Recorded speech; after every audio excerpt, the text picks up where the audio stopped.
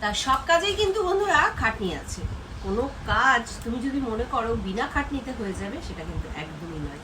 এই যে সাবু মাখবো, তার জন্য কিন্তু নারকেল ছাড়াতে হচ্ছে, নারকেল ছাড়িয়ে কোড়াতে হচ্ছে, তারপরে মাখতে হচ্ছে, তারপর গিয়ে খেতে পারবো।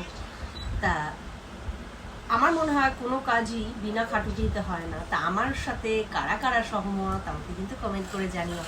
আগে কি হতো, এই নারকেল কোড়ানোর ভয়তে আমি কোনোদিন সাবু মাখতাম না।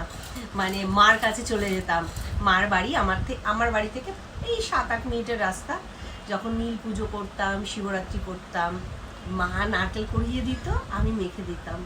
তা মা বলে, সত্যি তুই একটা মেয়ে, একটু নারকেল কোড়াবি বলে তুই সাবু মাখা খাবি না? তা মা ছিল, ওই জায়গাটা একটা নিশ্চিন্ত ছিলাম যে আমি না করলেও তো মা আমাকে করে দেবে।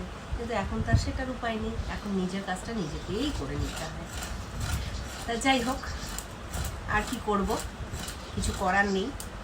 এখন নিজের কাজটা নিজেই করো, আর মানে নিজের কাজ করে নিজেকেই খেতে হয়।